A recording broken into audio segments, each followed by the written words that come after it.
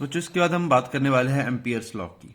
ठीक है, तो जैसे हमने इलेक्ट्रोस्टैटिक्स में गॉस लॉ पढ़ा था कि जब भी हमारे पास सिमेट्रिकल डिस्ट्रीब्यूशन होती है चार्जेस की, उस टाइम के ऊपर हम गॉस लॉ को यूज कर सकते हैं और इजीली कैलकुलेट कर सकते थे इलेक्ट्रिकल फील्ड को हर एक पॉइंट के ऊपर, जिस जो हम गॉस कूलम्स लॉ से करते थे। ठीक है, उसी तरह से यहाँ पे हम एम्पियर्स लॉ को यूज करेंगे सिमेट्रिकल डिस्ट्रीब्यूशन के लिए। किसकी जगह पे? बायोट सेवर्ट्स लॉ की जगह पे। और इससे हम जो कैलकुलेशन होती है उसको इजीली कर पाते हैं। ठीक है, तो एम्पियर्स लॉ कहता क्या है? The line integral of magnetic induction along any closed path in a region is equal to the mu naught times the total current crossing the area enclosed by the closed path। ठीक है, जैसे कि suppose हमारे पास कुछ wire हैं, इस तरह से वायर हैं। ठीक है, इसमें करंट फ्लो है I1, इसमें करंट फ्लो है I2, इसमें I3 और यहां पे जा रहा है I4। ठीक है, यहां पे हमने क्लोज्ड पाथ लिया। ठीक है, इसको मान लिया हमने M। तो एम्पियर सर्कुलर लॉ क्या कहता है? Close integration of B dot DL that is equal to the mu naught times of total current enclosed by the area. ठीक है, कि जितना एरिया ने टोटल करंट इसमें एनक्लोज्ड हुआ है उसके इक्वल होगा। तो इसमें जो टोटल करंट एनक्लोज्ड है एरिया में वो कौन कौन सा है? I1, I2 और I3, I4 नहीं है। तो यहाँ पे कितना आ जाएगा? देखो इन दोनों की डायरेक्शन सेम है, इसके अपोजिट है, तो ये आ जाएगा I1 plus I2 minus I3। तो ये है हमारे पास एम्पियर सर्कुलर लॉ। ठीक है, इसको हम एम्पियर सर्कुलर लॉ भी कहते हैं और एम्पियर्स लॉ भी कहते हैं। इसी एक्सप्रेशन को यूज करने वाले हैं अब आगे हम सारी एप्लीकेशन को करने के लिए एम्पियर्स लॉ की। तो उसके बाद अब हम एप्लीकेशन करने वाले हैं एम्पियर्स लॉ की। सबसे पहले magnetic induction due to straight wire using amperes law. Straight wire के लिए हमने बायोट सेवर्ट्स लॉ भी यूज करा था।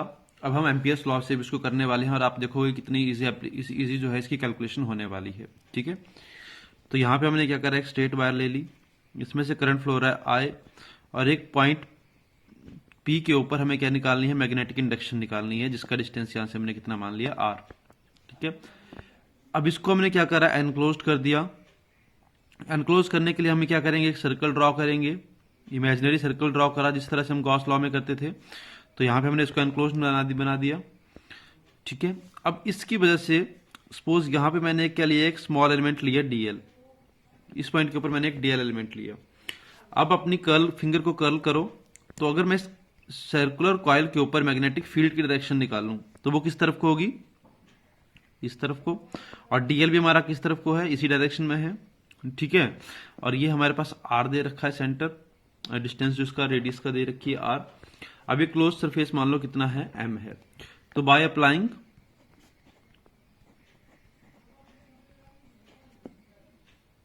एम्पियर्स लॉ,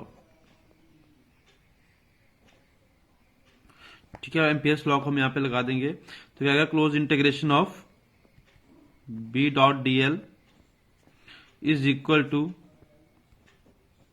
म्यू नॉट, और टोटल नेट करंट होगा। ये ध्यान रखना है बच्चों, यहां पे हमेशा क्या होगा? नेट करंट होगा। यहां पे नेट करंट कितना पास हो रहा है सर्कुलर क्लोज लूप से? I। ठीक है, तो अब यहां पे हम देख सकते हैं कि दोनों के बीच में B और DL के बीच में एंगल कितना है? 0 है। किसी भी एक पॉइंट के ऊपर देखोगे, यहां पे आप DL लोगे, DL टेंजेंट आएगा, B की डायरेक्शन भी कहां को होगी? इस डायरेक्शन में होगी। यहां पे लोगे तो इस डायरेक्शन में होगी, यहां पे लोगे तो इस डायरेक्शन में। दोनों की डायरेक्शन क्या होगी? हमेशा सेम होगी। ठीक है, तो दोनों हमेशा एंगल कितना आएगा? 0 आएगा। तो यहां पे हम लिख सकते हैं डायरेक्टली इसको VDL, close integration of VDL, क्योंकि क्या आ जाएगा? cos 0 आ जाएगा। BDL डॉट प्रोडक्ट ओपन करोगे तो cos आ जाएगा, और cos 0 कितना होगा? 1 होगा। तो यहां पे कितना आ जाएगा? VDL is equal to mu naught I। अब B क्या है? देखो कांस्टेंट रहेगी टोटल में, तो V क्या आ जाएगा? बाहर आ जाएगा। बेरी क्या कर रहा है? DL जो होगा that is equal to mu naught I। अब DL की कहां कितना आएगा? यहाँ पे अगर मैं DL को ओपन करूं, टोटल क्लोज पाथ को, इसको, तो DL की इंटीग्रेशन कितनी आ जाएगी? DL मिलकर कितना बना रहा है? 2 pi R। So V into 2 pi R is equal to mu naught I। तो यहां से V कितना आ गया? Mu naught I upon 2 pi R। तो बच्चों ये आ गई हमारे पास कैलकुलेशन स्ट्रेट वायर के लिए। ठीक है, तो आप देख सकते हो कि कितना इजी हमें ये कैलकुलेशन होती है एम्पियर्स लॉ से। बायोट सेवर्ट लॉ से जहाँ पे हमें ज़्यादा स्टेप्स लगते हैं, एम्पियर सर्कुलर लॉ से हमें बहुत कम स्टेप्स में ये जो एक्सप्रेशन होते हैं वो डिराइव हो जाते हैं। बट ठीक इसके लिए होता है जब हमारे पास सिमेट्रिकल करंट फ्लो हो रहा होता है, बेरिक करंट नहीं होगा। ठीक है।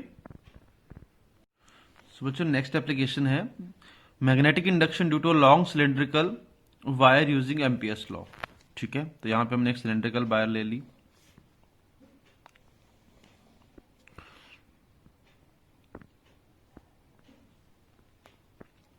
ठीक है, इस वायर में से जो करंट फ्लो हो रहा है वो कितना फ्लो हो रहा है, आई करंट इसमें से फ्लो हो रहा है।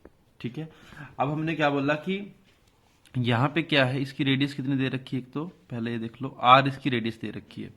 अब हमने क्या बोला कि अगर इसमें जो करंट है इस सरफेस के ऊपर सिमेट्रिकली डिस्ट्रीब्यूटेड है, अगर सिमेट्रिकली डिस्ट्रीब्यूटेड है तो यहाँ पे करंट डेंसिटी कितनी होगी, J is equal to I upon area, that is pi are square, इसके इक्वल होगी।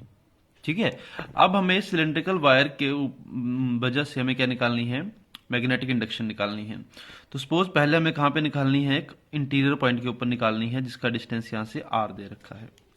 ठीक है, तो यहां पे हम क्या करेंगे, क्लोज्ड पाथ बनाएंगे इस तरह से, इसको नाम दे दो कितना, एम। ये पॉइंट है पी जहां पे हमें मैग्नेटिक फील्ड निकालनी है पहले। अब इसके ऊपर हम क्या करेंगे, एक स्मॉल एलिमेंट लेंगे डीएल। किसी भी पॉइंट के ऊपर अगर आप मैग्नेटिक फील्ड के साथ इसका एंगल देखोगे तो कितना होगा, जीरो होगा, क्योंकि हमेशा टेंजेंट होगी एक दूसरे के ये। ठीक है, तो यहां पे अगर इसके लिए मैं एम्पियर सर्कुलर लॉ लगाऊं तो वो कितना होगा, close integration of B D L is equal to mu not into I. अब देखो आई जो करंट है वो टोटल वायर में से फ्लो हो रहा है। ठीक है, हमें क्या करना है, इस पोर्शन में से कितना करंट फ्लो हो रहा है वो निकालना है। तो वो करंट कितना आ जाएगा, देखो करंट डेंसिटी क्या होती है, J into J is equal to I by pi are square. तो यहां के लिए जो इसमें से करंट फ्लो हो रहा होगा वो कितना होगा, J into pi are square, small r square. ठीक है, तो यहां पे हम क्या लिख देंगे करंट की जगह पे, जे इंटू पाई आर स्क्वायर। ठीक है, तो यहां पे देखो बी हमारे पास बाहर आ जाएगा, इंटीग्रेशन किसकी बचेगी, डीएल की, दोनों के बीच का एंगल जीरो है तो ये कितना बन जाएगा, बी डीएल, बी मैंने बाहर ले लिया, कांस्टेंट है, और DL that is equal to, और इंटीग्रेशन किसकी होगी, जो हमने क्लोज पाथ माना है इसको मान लो एम नाम दे दो इसको, तो mu naught J into pi are square, ये आ गया। इसके बाद अब इसकी इंटीग्रेशन कितनी हो जाएगी, two pi R, so two pi R is equal to mu naught J into pi are square. इससे आर से आर कैंसिल आउट, पाई से पाई कैंसिल आउट, तो यहां से बी कितना आ गया, इनसाइड, बी कहां पे है, इनसाइड जो निकालते हैं, 1/2 mu naught J into R, तो ये आ गया इनसाइड हमारे पास मैग्नेटिक इंडक्शन कितनी होगी। अब जे की वैल्यू अगर आप यहाँ पे डाल लोगे तो टोटल करंट अगर आपको दिया होगा तो उसको आप यहाँ पे डायरेक्टली यूज कर सकते हो। तो उस केस में कितना हो जाएगा, वी इनसाइड कितना हो जाएगा, 1/2। ठीक है, या तो आप इसको डायरेक्टली यूज कर सकते हो, into mu not into I upon pi are square into R. ठीक है, तो यहां से हम देख सकते हैं कि जो वी इनसाइड आ रहा है that is directly proportional to small R. ठीक है, जो स्मॉल आर है उसकी डायरेक्टली प्रोपोर्शनल आ रहा है जब इनसाइड हम मैग्नेटिक इंडक्शन की कैलकुलेशन कर रहे हैं। इसके बाद अगर हम मैग्नेटिक इंडक्शन की कैलकुलेशन करते हैं आउटसाइड, ठीक है, यहां पे हमने पॉइंट लिया एक आर, आर डिस्टेंस के ऊपर पॉइंट लिया क्यू, इसके लिए हमें क्या निकालनी है, मैग्नेटिक इंडक्शन निकालनी है। तो यहां पे क्या करेंगे, हमें क्लोज पाथ कंसीडर करेंगे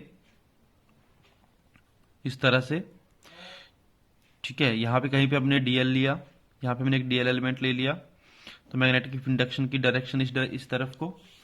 ठीक है, इसको पाथ मान लो एन, ये एन पाथ है जिसको हमने इंटीग्रेशन करनी है बाद में। तो इसके लिए अब सेम हम एम्पियर्स लॉ लगाएंगे। ठीक है, तो फॉर क्लोज सरफेस एन,